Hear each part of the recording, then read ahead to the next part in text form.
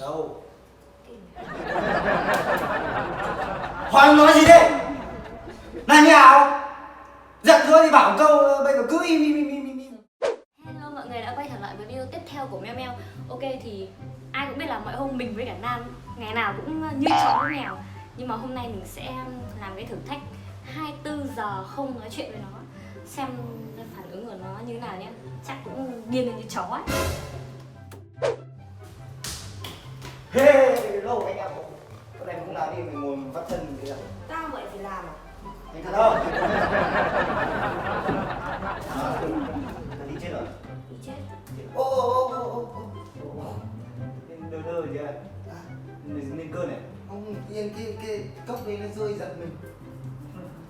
Ơi, ở đây học viên mới à bạn? Hả? Đúng rồi, đây học viên mới, không ai tiếp anh đấy à? Bố cha. Đấy bảo là anh Cái gì? anh trai Bố mưa. của cha. Nên nói chuyện trả chính không? Sáng giờ Mày vẫn mặt dày rồi nói chuyện với nó à? cái gì? Mày vẫn mặt dày rồi nói chuyện với nó à? Mẹ đi không Chị chẳng Hảo gọi. em tưởng vừa chị đi bỏ đi mua hoa quả mà. Chứ mày nhắc nhiều này hả? À thôi em mua đi. Đi. Đi đâu? Ngồi đây bảo sao?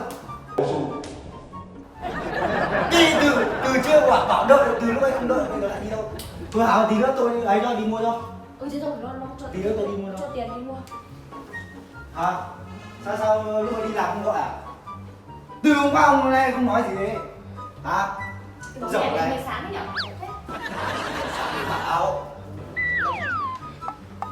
Từ hôm qua hôm nay vẫn không nói chuyện tôi là chảo. Cái đấy ông phải hỏi, ông phải xem lại cái bản thân của ông. Sợ xem bản thân tôi. Ông nói sao nói ông là ông đi gặp bồ đúng Thằng không? mày nói xấu đi tao à? Đủ mà. Này, ông có cái gì tốt không mà cứ ôi Anh. cá đớp. Chị Hảo ơi, em đổ cái đây cá đớp như chó ấy. Ui, Đổ ít thôi, nó phải như mày đâu mà mày đổ cá thế. ở đây nó ăn như chó. Đổ mẹ nó đổ nhẹ ăn rồi, nó đổ nhẹ nó như kiểu đổ cho nó ăn đấy. Đổ bao nhiêu rồi? Mày đi cho con cá luôn, cá chết mày chết cho cá luôn nhá. Anh có vai không? Sao từ hôm qua hôm nay không thấy nói gì thế? Cái việc sao vậy? Cá bảo xử lý để mày cho. Tí nó bảo đâu? Nó bảo tôi cho ngay, nó không nói gì. Anh làm gì anh? Đấy, trời chết. Mày. Nhưng mà tay miệng sao kia? Lại cái lắm con gâu à? Hả? Thế mày không biết nó bị làm sao à? Nhưng sao hả? Sáng nay nó bị ngã. Ngã vào đâu? Ngã vào cái cọc trâu à? Ngã với cọc. Nhưng mà dạ lại đi tìm trâu à? À đi tìm cọc trâu à? Tao hỏi mày không nói gì. Tao hỏi mày không nói gì. Mày thích không? Tao hỏi mày không trả lời. Anh trời ơi! Cầm anh thật cầm yếu đây, tao sợ gì? Mày nói nhiều. Tôi đánh trả. Ấy.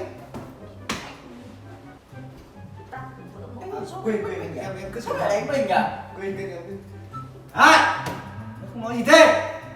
Nó đéo thích mày. Mày khinh tao thì mày làm như thế, mày như kiểu ỉa mặt con Thảo nhỉ? Hả? Bạn bỏ chân ra, chân gắp thì gắp lên, Bố quên gắp lên trả. bố mày không gắp. Nhưng làm sao đây, tay miệng sao kia? Sáng có thấy dán đâu, bây giờ đã thấy dán rồi. Hả?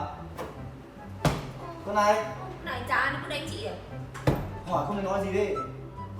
Tôi đánh. Tao để chân đây đấy. Thế ai bảo bạn để chân đừng Chân bẩn tao không để xuống kia là được. đừng hơn mặt con trai. Đây filler này nhà chị. Đâu? Hỏi nói gì đây? Là như nào? Giận thôi thì bảo một câu, bây giờ cứ im. Sửa vừa sửa quá như thế nào? Ai chẳng biết đâu. Tao điện thoại đi chào. Sao đi? Con này mà. Im. Mua. Cái gì Mua tao thật hỏi? đấy. Hỏi mày không trả lời mày đi đâu? Đấy. Đi đâu? Hỏi mày trả lời đi đâu?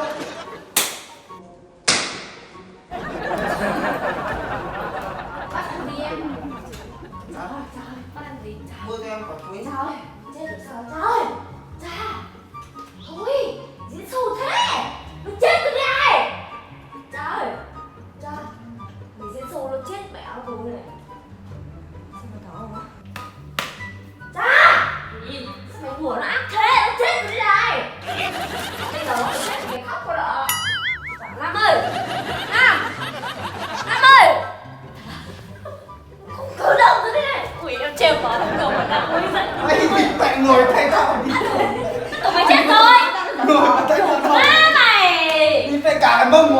kẹp mẹ tay đau thế. Sao mày nói chuyện tam gì ai ý? Nhịn mày cả ngày hôm nay bây giờ nó mới đánh mày đấy. À sao mày bên lại nói chuyện tam gì? Nó đang thực hiện thử thách hai gì đó không có chuyện Thế mày. bố mày thử thách 72 giờ bố mày không nói chuyện mày không thèm nói